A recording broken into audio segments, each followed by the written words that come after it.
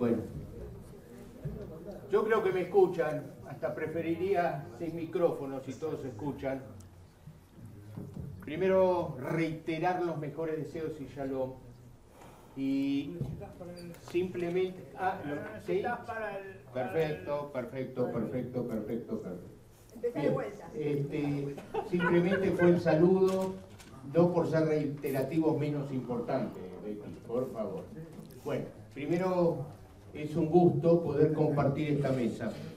Y esta mesa es toda del exterior. Hemos hecho un gran esfuerzo y acá las chicas, las 3 chicas que están acá están de acuerdo, ¿no? Así es.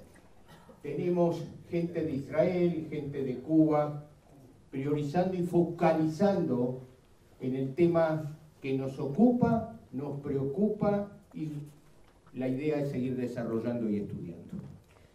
El tema de los sefaradíes en la actualidad, es decir, siglo XX y siglo XXI, nuestro trascender. En primer término, el primer módulo, vamos a tener 2 módulos, el tema es los judíos de Cuba. Y lo que quiero, antes de continuar, porque voy a tratar de resumir, ser lo más sintético, molestar lo menos posible, es que van a exponer primero este tema, luego el segundo tema con Margarita Bejarano, y luego voy a dar lugar, esperemos que nos den los tiempos, de unos 10 minutos para algún interrogante, pregunta, aporte, o si no, las chicas van a tener que hacer ¿sí? El sicum, el cierre al final. Los judíos de Cuba. Cementerios de turcos que hablan inglés y sefaradíes que hablan yiddish. Este tema, después voy a leer algo de el currículum sintético como quedamos, porque si no termino mañana.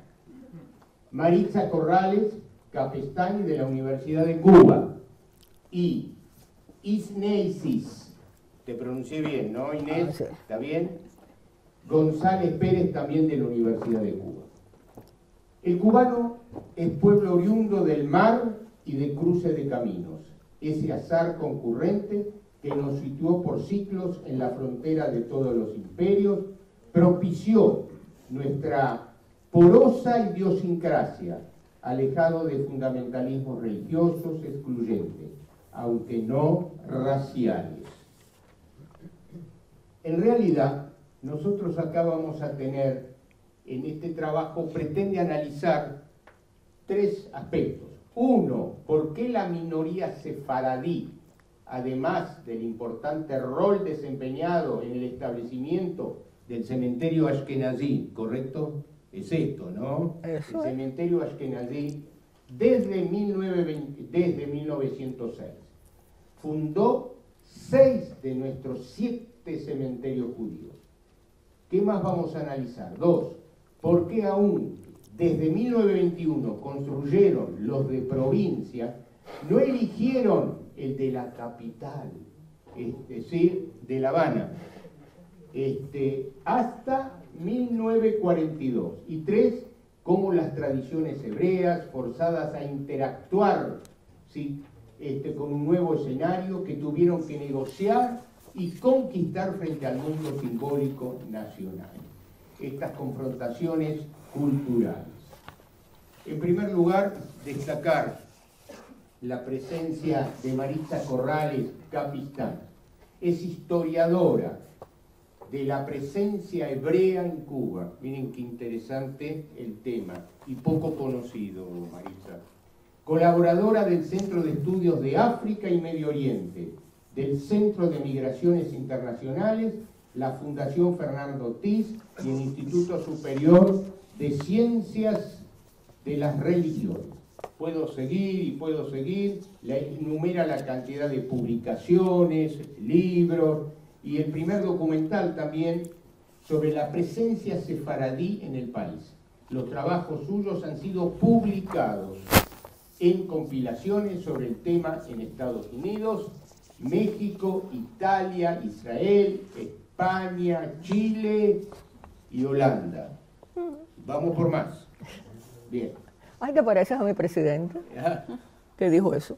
¿También lo dijo? Dice, vamos por más. Vamos por más. Bueno, ahora, y por favor, también este trabajo compartido es con la licenciada de Estudios Socioculturales, Isneisis González Pérez, de la Universidad de La Habana, artista visual y fotógrafa, miembro de la Unión de Escritores y Artistas de Cuba y del proyecto Lente Artístico. Su obra ha sido expuesta en galerías de Cuba, en Estados Unidos, en Argentina y España, y ha recibido muchos premios, ¿sí? Entre el que se destaca el de la Fototeca de Cuba, ¿sí? Eso fue en 2 ocasiones. Perfecto. En la actualidad, Maritza y Neisy se encuentran trabajando en un libro sobre los cementerios judíos de Cuba. Con esta presentación, por favor, y gracias, chicas. Me ha encantado eso de chica, con la cantidad de años que tengo. Bueno, como bien dijo Benny, esto es parte de un libro y realmente es un interrogante que nos surgió cuando estábamos trabajando en el libro de los cementerios judíos de Cuba, de ver que a pesar de los judíos sefaradim ser la minoría judía en Cuba, habían hecho por sí solos 6 de los 7 cementerios e incluso habían sido los que impulsaron, dieron la idea, hicieron todos los trámites del cementerio Askenazí. Entonces yo dije, bueno, ¿por qué razón sucedió eso en mi país que los Askenazí realmente no hicieron cementerios? Y bueno, lo demás ya Benny lo explicó. Así que vamos a hablar un poquito, leer, para que no me dijeron mucho que tuviéramos que ser puntuales, que no nos pasáramos. Y para que eso suceda en un cubano o en un argentino, diría yo, hay que llevar las cosas escritas, porque si no, nos desbordamos, es una característica. Bien, nuestra isla fue poblada por hombres de diferentes credos que en el momento de la muerte... Ah, sí, me va a pasar lo mismo que le decía al muchacho de Brasil. ¿No? Ah, bien. Más cerca el micrófono y fuerte. Más fuerte. Bueno, por diferentes credos que en el momento de la muerte y dadas las presiones ejercidas por la Iglesia Católica, deviniera un problema tanto para el gobierno colonial como para el de la República, que los exilió de los enterramientos en las iglesias, segregándolos luego dentro de las necrópolis coloniales y republicanas.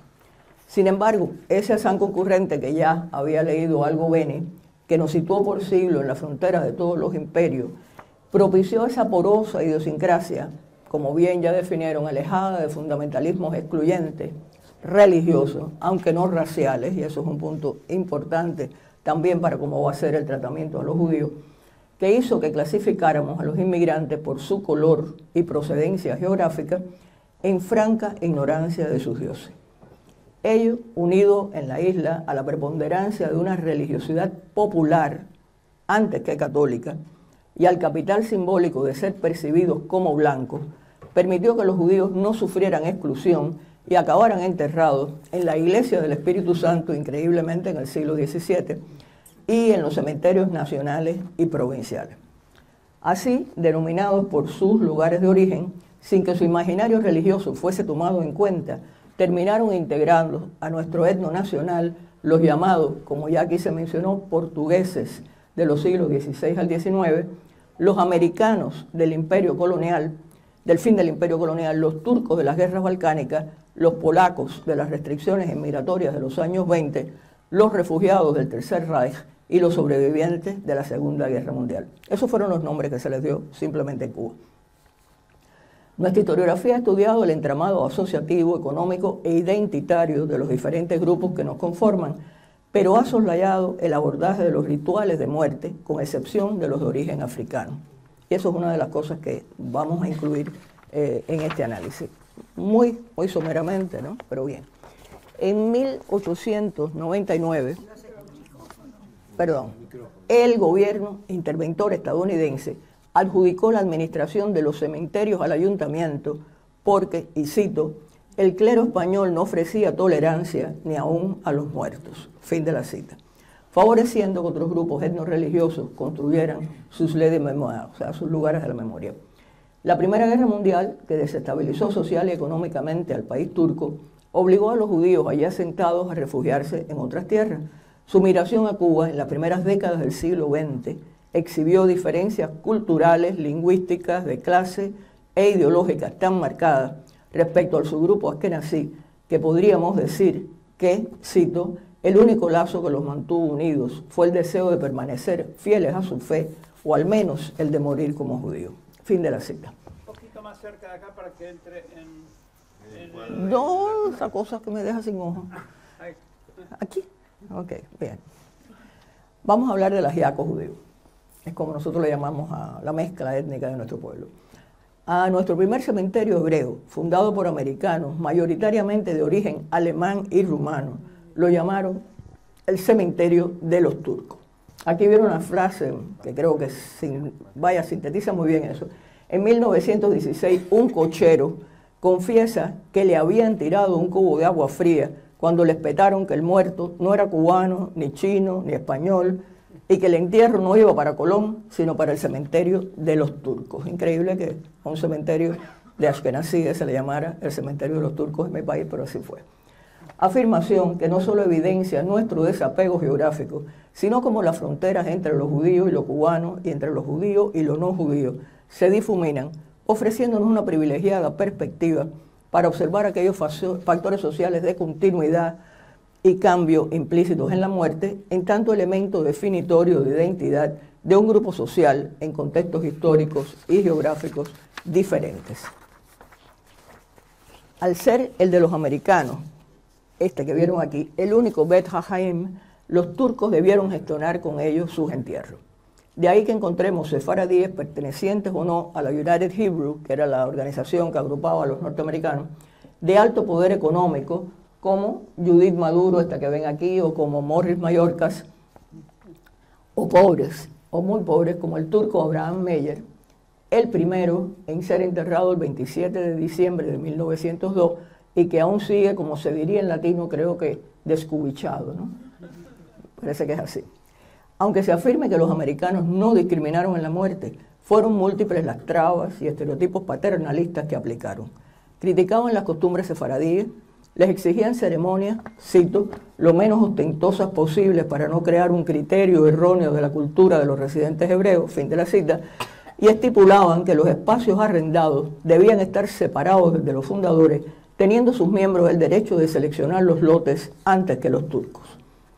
Este arrendamiento les permitió, a través del Bikur Jolim, creado en 1918, con funciones de Hebra Kadishá, y aquí, bueno, pueden ver un Bikur Jolim del interior de la isla, de un pueblito de nada en el medio de la isla de Cuba.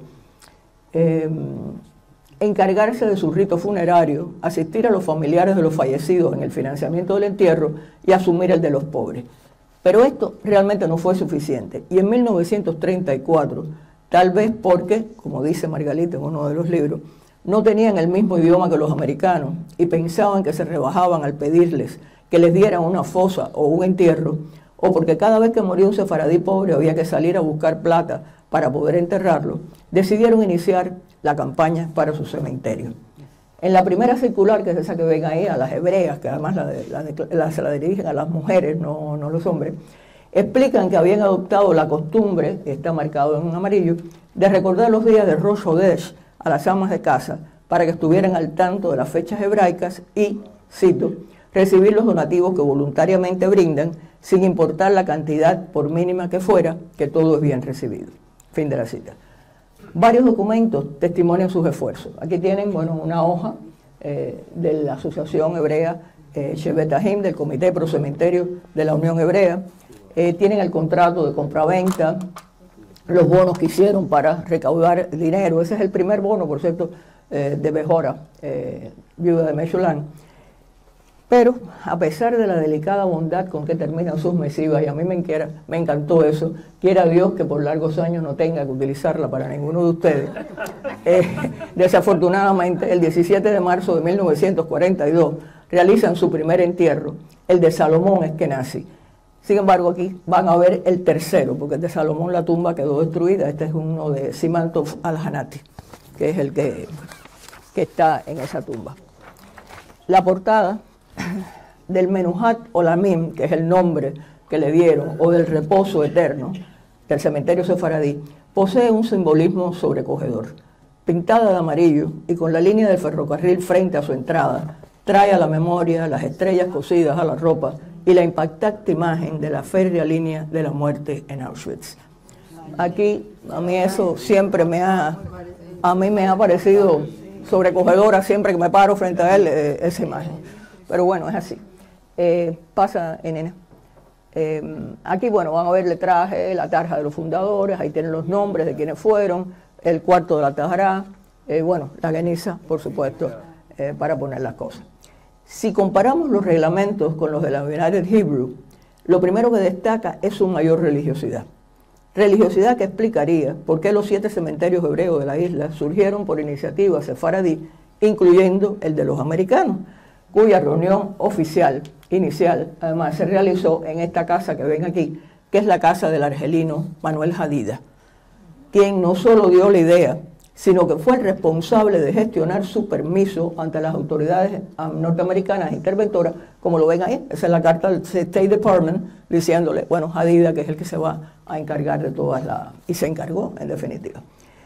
De ahí que desconcierte que el grupo sefaradí retrasara hasta 1942 la decisión de levantar su cementerio en La Habana, poseyendo la estructura ideal e incluso con el precedente de haber sido autor intelectual del primero y fundadores de los 5 cementerios de provincia que van a ver aquí. Yo le llamo a nuestra menorá funeraria porque son 7, ¿no? Tienen los 7 brazos de la menorá.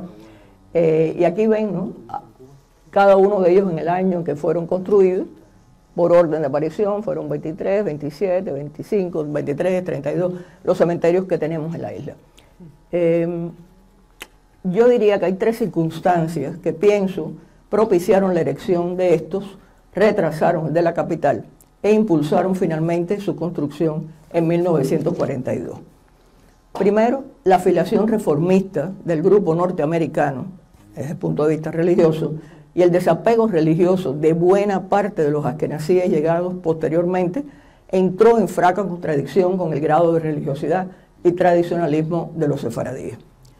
Segundo, la similitud lingüística, que tanto se ha mencionado aquí desde ayer, y de costumbres, el alto índice de masculinidad y soltería y la fuerte tradición de vendedores ambulantes les permitió a los sefaradíes enfrentar la crisis económica en ese momento en el país y el alto desempleo, comerciando y muchas veces asentándose en pueblos favorecidos por la construcción de la carretera central y el desarrollo de los ingenios azucareros. Si ustedes se fijan, los cementerios están en la línea, en la columna vertebral de la isla de Cuba, que era precisamente hacia donde se estaba construyendo la carretera central y donde estaba el desarrollo de la industria azucarera, y es por eso que ellos emigran hacia el interior, entre otras cosas.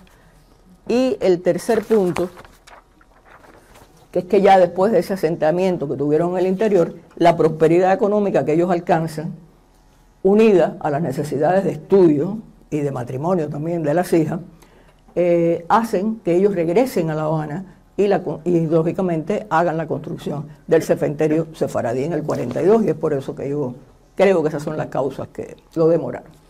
Ahora vamos a hablar de los sefaradíes en Yiddish. La historia se repite. Sí, la historia se repite siempre. Unas veces como comedia, otras como tragedia, ¿no?, decía Carlos Marx. Pero esta vez se repite a la inversa. Ahora los askenazíes, curiosamente originarios de las mismas áreas que los fundadores norteamericanos, solicitan que los entierren en el cementerio sefaradí, convirtiéndose en lo que yo llamo los primeros disidentes de los llamados polacos. Al igual que en otros países, los desacuerdos financieros y religiosos hicieron que los sefaradíes primero y los askenazíes de Neses Israel y de Ahim Israel después crearan sus propias asociaciones de sepultura. En 1946, ambos grupos acuerdan enterrar en el cementerio sefaradí hasta 286 cadáveres de origen judío o que profesan la religión hebrea. Para la inauguración de dicha Hebra Kadishá, se realizó este podio en el que vemos hablando al rabino y al presidente de la asociación. Ahí tienen todos los nombres, Seif Schneider, Galfon, Luder, o sea, lo que son estos askenazíes. En esta segunda tienen, a uno que ya falleció, Morenito Javif, hablando en un acto, era el presidente de los jóvenes, Y bueno, este es el estado que deplorablemente se encuentra en la actualidad. Se está casi cayendo. Quiero hablar un poco, muy poco, de iconografía y simbolismo. Es una realidad que ante la muerte cada grupo incorpora elementos que conforman un texto que puede leerse según la época a partir de sus peculiares sistemas simbólicos. En nuestros cementerios la contextualización de esa relación ideología-expresión funeraria expone un conjunto sígnico y simbólico no solo de la cultura y religión judía, sino también de la cristiana, africana y espírita, que era lo que estaba hablando con María Gabriela hoy. Sin olvidar las conversiones forzadas o no, y el extenso periodo de convivencia de los judíos con los gentiles en la Edad Media, donde muchos de estos símbolos comenzaron a usarse, nuestros cementerios muestran características que erróneamente podrían sugerir el incumplimiento de algunos preceptos de la ley y propiciar visiones entremezcladas, como por ejemplo la elevación de las tumbas. ¿Okay? Es una primera cosa que golpea la vista. Yo creo que cada vez que un americano llega al cementerio, la primera pregunta que me hace es que si tenemos problemas como en Nueva Orleans con el agua, porque es donde único se ponen en alto las tumbas. A que estén así va de acuerdo a la halajá, o sea, no tiene nada que ver, pero eso podría despistar un poco. Hay incorporación también de detalles del universo ornamental católico, como son, bueno, los ángeles, que van a ver.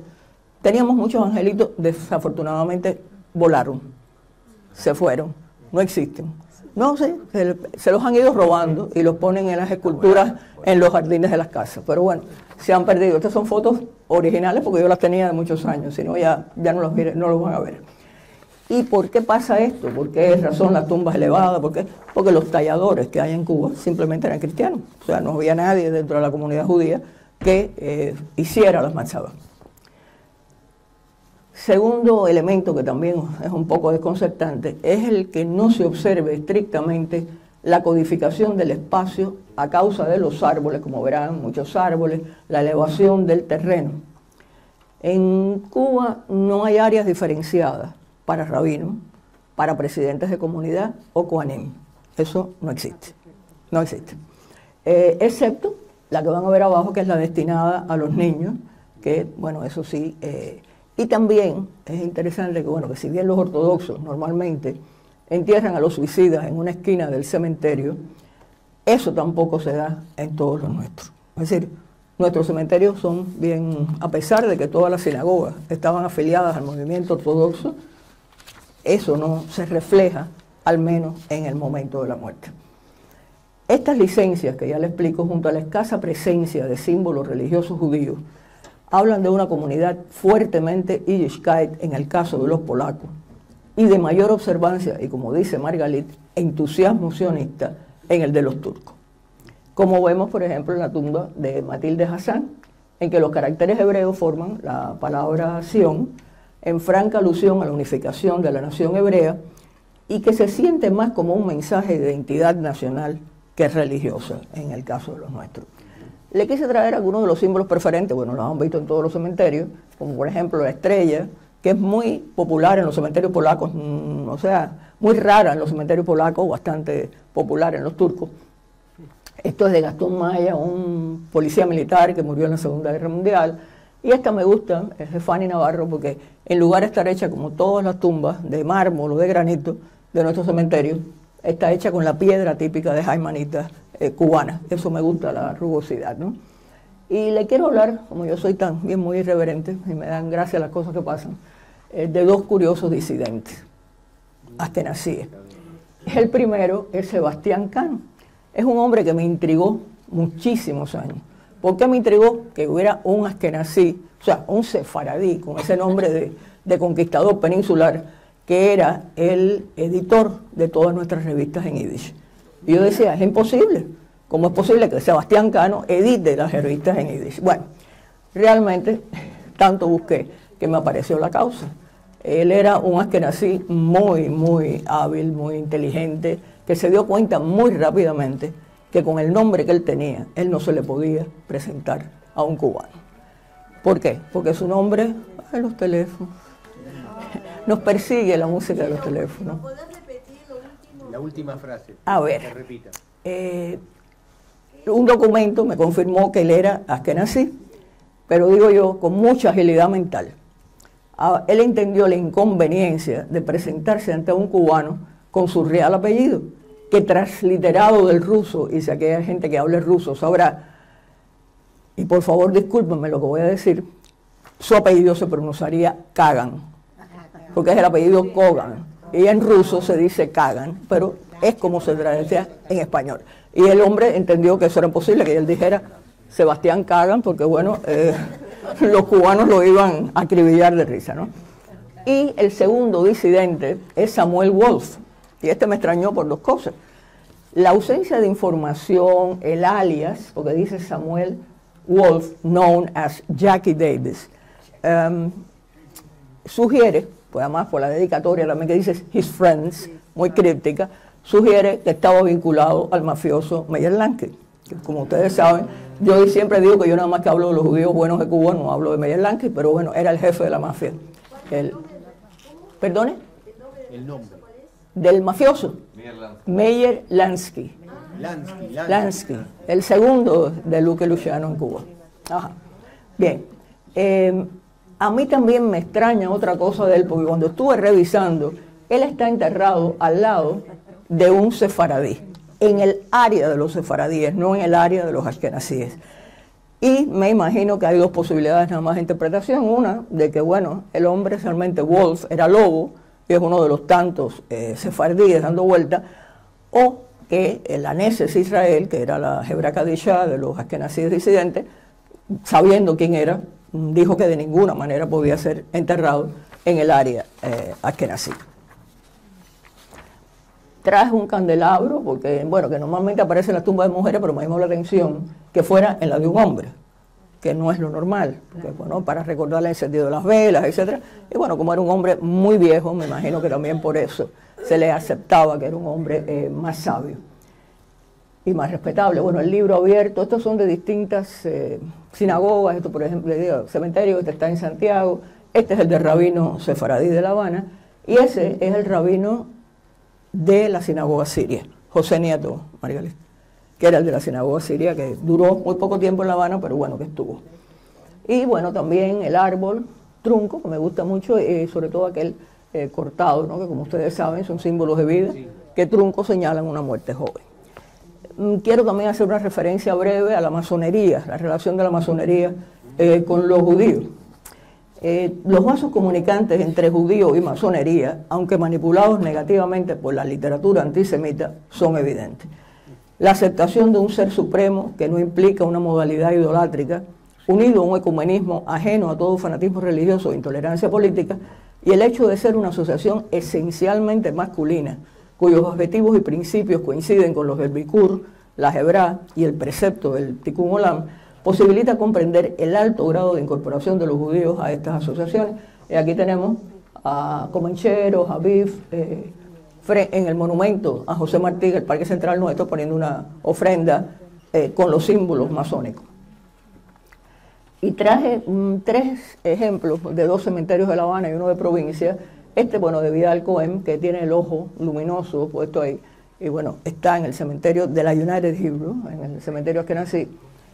El de Salomón Atash, que está en el cementerio sefaradí. Yo siempre digo que él se quiso ir para el otro lado con todas sus credenciales, porque él era no solo masón, era rotario y además era Odd Fellow. Y dijo, bueno, yo, carta de presentación cuando brinque al otro lado. Y esta de Luna Castiel, que me interesa muchísimo, el cementerio de Santiago de Cuba, tiene una complejidad, bueno, verán el símbolo, la luna, las estrellas, etc. Y era una Rebeca perteneciente a la orden de los Odd Fellows. También tenemos la costumbre, Odd Fellows también, pero el movimiento femenino se llama Rebeca. Tienen nombre judío, como ustedes verán, casi todas las cosas que tienen que ver con la simbología. No me cortes. Sí, tanta gente ha hablado tanto. Bien. Yo diría que también se ve esta costumbre sefaradí de establecer la cosa con el doliente, las elegías. Aquí tienes la tumba de Barlía, o sea, de Elisa, que murió de parto. Tienes otra más, otra tumba más, nene, ponla ahí también. Esta es la que dice, la de Reina Papo, bueno, es una costumbre. Y quiero también mencionar la existencia de cruces hebreas, como le llamo yo, y Magen David católico, protecciones espíritas y santeras en nuestro cementerio. Aquí van a ver 2 cementerios del interior de la capital. Este es de Camagüey, para la Musali que anda por ahí. Acá, hola. Ahí tienes la cruz en el cementerio de Camagüey, y este en el cementerio de Camajuaní, que también tiene una cruz. ¿Pero tiene nombres? Sí lo tengo, pero no lo tengo aquí. Te lo doy después si lo quieres. Y bueno, de Víctor Maya, que le pusieron la cruz también. Y estos están en los cementerios judíos y estos están en los cementerios católicos, los Magen David. ¿Por qué? Bueno, porque este es un símbolo que no voy a entrar a explicar. El ABC es un partido político cubano que tiene la estrella de David como símbolo en su monograma. Y esto, bueno, Guantánamo y Caibarien, porque son judíos que están enterrados en los cementerios católicos, porque no hay cementerio judío en esos lugares. También me quería referir a que, a pesar del tradicional uso de las metonimias, para la representación de la figura humana, en Cuba los sefaradíes, pues sí, ponen fotos, y también los judíos rusos en nuestro país lo hacen, e incorporan también las profesiones, como esa tijera de sastre en el cementerio de Santa Clara, o la jarra, bueno, perteneciente a un levita, ¿no? A los leves. Bien. Y para mí es imposible, en esto de las confluencias, obviar el diálogo que se establece entre el cementerio y el entorno en que está ubicado. La ubicación de los 2 cementerios judíos de La Habana, en el barrio de Guanabacoa, que es el principal reservorio de la cultura afrocubana en el país, lógicamente refuerza ese vínculo entre judaísmo y santería. Aquí van a ver una muñeca de la religión negra puesta en una mazaba judía. Aquí van a ver unos hierros que también tienen que ver con los guerreros en religión africana. Sí, aquí van a ver, por ejemplo, un cristal para la limpieza espiritual, o el tabaco, el vaso de agua, la flor de mar Pacífico, que se utiliza en las religiones espiritistas en mi país. Y todos aparecen sin ningún tipo de problema en las tumbas nuestras. El último punto iba a tener que ver con lo que habla Margalit después. O sea, los monumentos a los Kedoshim. Es innegable que la Shoah está indeleblemente grabada en la conciencia colectiva del pueblo judío. Sin embargo, no deja de sorprender que en el cementerio sefaradí tengamos 2 monumentos al Holocausto, uno frente al otro. Vamos a explicar por qué.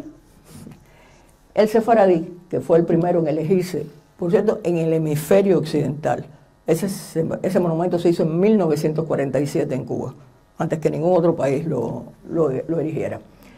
Fue develado el 12 de marzo, van a ver las fotos ahí, de 1947, en un emotivo acto con los rabinos, los jóvenes de Hashomer Hatzair, y hasta el director del periódico de los comunistas, que también estaba presente y habló sobre eso. Y el Ashkenazí, que lo van a ver ahora en la otra foto, fue acometido, se hizo después del establecimiento del Estado de Israel, por la sección que ya yo hablé que se desgajó del cementerio de los americanos. Y paradójicamente, este de los polacos parece un típico monumento sefaradí, pues un ojel. Si lo ven un poco recuerda la tumba de Raquel. En su interior, van a leer esto, en esta carpa está enterrado un jabón hecho de los restos de nuestros hermanos inmolados por la santificación del nombre de Dios a mano de los nazis, 1940, 1944, aunque ya sepamos que no fueron así. Pero bueno, en ese momento la historia no lo decía. Y un punto que en cierto modo va a entroncar con lo que va a hablar Margalit en su ponencia, sobre el peculiar sionismo cubano. Ambos monumentos, estos 2 que ya les enseñé, testimonian la interiorización sionista de estos grupos frente al tradicional distanciamiento del movimiento reformista y de la en aquel momento aún vigente izquierda comunista, dentro de la calle judía me refiero. Algo que corrobora el gesto de donar a la Unión Sionista el dinero para construirlo, con la condición de que el monumento fuese promovido por dicha organización. Eso apareció en una de las actas. Así como el plegable impreso que ven ahí para su inauguración, que dice recordar a los mártires de nuestro pueblo, inspirémonos en la reconstrucción y fortalecimiento de nuestro amado Estado de Israel y de todo el pueblo hebreo en la diáspora. Esto es significativo porque habla del sionismo del grupo sefaradí. Y esta última foto muestra, además de mi amiga Margalit, que está ahí, en un viaje que hizo con nosotros allá a Santa Clara, la persistencia de la Shoah en la memoria histórica de los judíos y en especial de la memoria histórica de los sefaradíes cubanos. Como si fueran insuficientes los 5 monumentos al Holocausto que tenemos en una isla con escasísima población hebrea, ahora adicionaron el de Santa Clara, convencidos de que no es posible olvidar. Nosotros tenemos más monumentos al Holocausto por pulgada cuadrada y por población en cualquier país del mundo. Es algo que yo siempre me llama mucho la atención.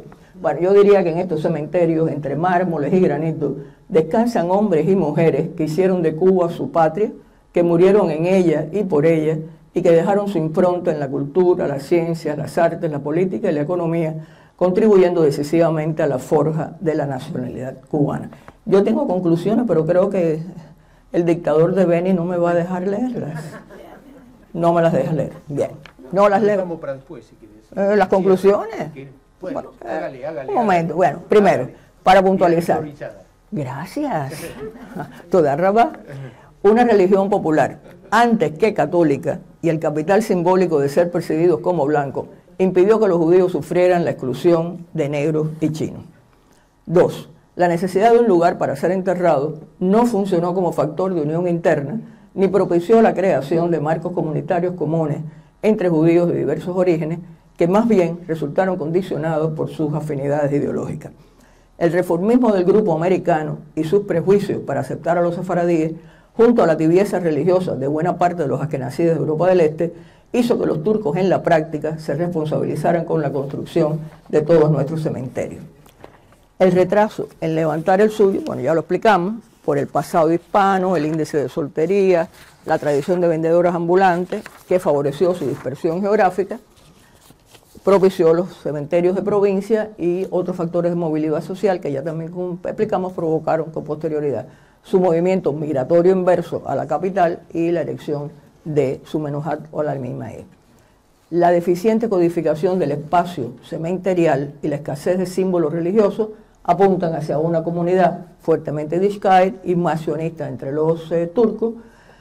La aparición de símbolos cristianos en los cementerios judíos, la inserción del Magen David en los católicos, los vasos comunicantes de la masonería y el diálogo entre judaísmo, santería y espiritismo obedecen a complejos procesos de hibridación y transacciones interculturales producto de la relación histórica entre lugar, contexto y prácticas religiosas.